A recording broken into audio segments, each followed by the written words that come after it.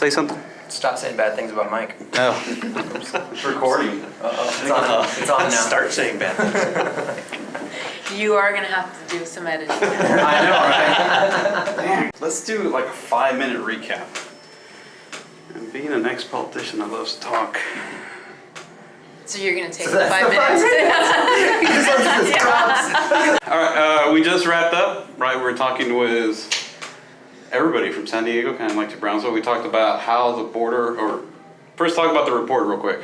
Sure. We've got a new report, Competitive Border Communities, that we just launched. Yeah. And it compiles a lot of different types of analysis, but looking basically at how industries develop together in sub-regions along the U.S.-Mexico border.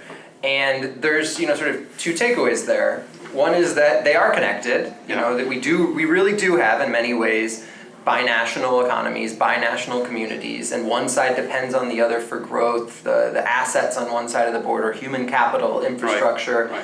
are of value to the other side of the border. But the other side is that the border still matters. The border still acts as a dividing line. I mean, the example we talked about is, what if you just took a line and drew a line right through the middle of Silicon Valley in California? Well, it wouldn't be as competitive as it is today. You wouldn't have that kind of innovation atmosphere if people from UC Berkeley weren't even allowed to travel to Stanford to work together on joint research projects, or hire from across an imaginary line. So it's a must-read for people that do economic development and are community leaders along the border, right? How do you get them to read it? That's what your job is. We've got important community leaders like you. No, out there. When I read it, the big takeaway I had was like, wow, you've done a very good job of making it really concise, right? It's super concise, and it's what you need to know really quick. It's talking about, this is the current state of the border economy, and here's what we have to do to move forward. Now, during the presentation, you talked about cluster development. Yeah. In these 5 metro areas, though, are they focusing on clusters? Yeah, go ahead, Eric. To some extent. On either side of the border, you find clusters developing. What we did not find a lot of evidence of were trans-border industry clusters. And that would involve a whole set of actors coming together, Right. chambers of commerce, economic development folks, universities. But one thing that came out is we can't just let stuff just happen. Right, It's not absolutely going- not. Is that how the clusters are developing now? They're just kind of happening? Was no one really driving, all right, let's look at how you actually drive the areas of the clusters, the type of clusters you want to do. I think it's not surprising that we don't see too much organized work around binational clusters yet. Okay. I mean, really what I see are organizations like yours, the San Diego Regional Chamber, United Brownsville, are on the cutting edge of binational economic development, regional economic development, bringing together all sorts of important players locally to work collectively, collaboratively on economic development. Now what we're saying is, this is the next step, right? Right. You're starting to do that, and there's a lot to do there. And now what we're saying is, you can also form similar groupings around industry clusters. So just like you have a San Diego Regional Chamber, what's the Cali Baja Aerospace Group? Where's that? Let's look into that. Let's maybe make one. Where's the Lower Rio Grande Valley Tamaulipas Auto Cluster? Organized, working with government, working with universities to become more and more competitive. So that's what we're looking for. Because I think some of it happens naturally, but the rest has to be aided with public policy initiatives and Someone like collaboration. the Wilson Center, maybe, who was proposed earlier. But we've already begun forming those relationships with organizations such as yours, the BTA and Right. and Brownsville. In Brownsville, from one bookend to the other, Right. it's already happening, and it's happening very naturally because there's so much that unifies us. Right. That it's almost effortless. I really don't think that it's going to be challenging to identify the issues, the things that unite us. We need to I think it's going to be very easy. It's not going to be infighting of prioritizing ones over the other. It's not. People along the border know what the priorities are, and it just so happens that they are very well aligned. That's why this is going to be such an important exercise. One interesting thing is you almost need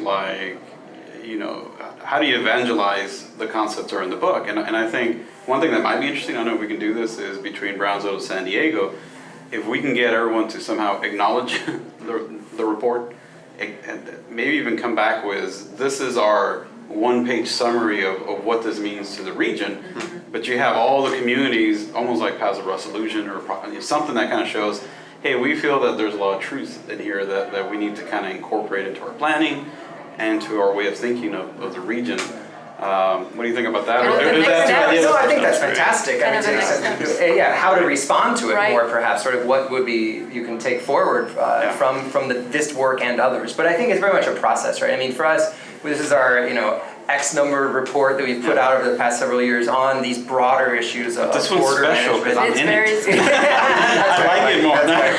No, but the point there being that it's about building relationships with people in all of these communities, with government leaders in all these communities, with economic development organizations and chambers of commerce in all these communities, and then us continuing that engagement. So, I mean, this isn't Right. the end of a process for us. This is one more step in a really important process. In the report, that's a little bit of a aha, is what you say is there's a lot of development on the Mexican side, not so much on the US side, right? But if In terms of manufacturing. Right. Yeah. So if you can start saying, well, we have huge opportunity on the U.S. side, if you can get everyone to acknowledge that, hey, yeah, that's out of the 800 issues we get faced with, at the local level, Yeah. if we can all kind of be singing that chorus And about. it turns the narrative on its head because everyone thinks, from the national level, the media, that the Mexican side of the border is just full of problems. Yeah. But this is saying, there's actually a huge opportunity for U.S. border communities, for the regional economy, by understanding and tapping into these manufacturing assets along the Mexican side of the border. And it's actually a way to bring manufacturing jobs to U.S. border communities too, is Right. by fomenting the strengthening of these clusters that exist. And that is a very interesting way to get at this national issue of rebuilding America's manufacturing might. It may start in the border region. But let's talk about it real quick. Reports out, we all came together, we're all talking. Immediate next step. What's a good next action that border communities can take? Read the book, besides that. Well, I really like your idea of a border community's response to the report. I don't know if that's a one-page letter, a two-page letter. That's an interesting next step for me. Like a recommendation letter. Can you write it for us? We'll sign it. Absolutely. Glad to do that. There's a concrete thing too, though. I mean, there are several recommendations in the report, and I think that each one of them deserves some time. But one that I think They're all maybe great. we should focus on real quickly is in Nuevo Leon they have what they call a cluster council, which is a Right. sort of a macro organization that includes government at a high level at the state, that includes the private sector, leaders of major businesses, Okay. and includes the leaders of educational institutions. Underneath that, they have 12 cluster groups. So this would be like aerospace cluster, an automotive cluster, a health services cluster, Right. et cetera. And each one of those also includes representatives of educational institutions, private sector, and government. And these are cluster-based organizations working together.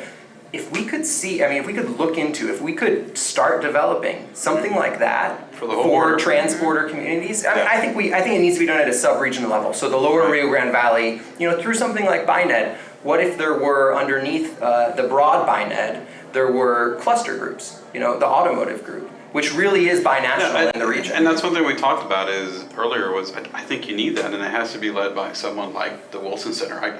I would say, or at least organizing it, because you I start thought of talking- you immediately. No, right here. No, you start talking about cluster development, and we do at the local level with people that are thinking in 4-year terms and 2-year terms, and it's like, well, what are we going to get in 4 years to show for it? Yeah.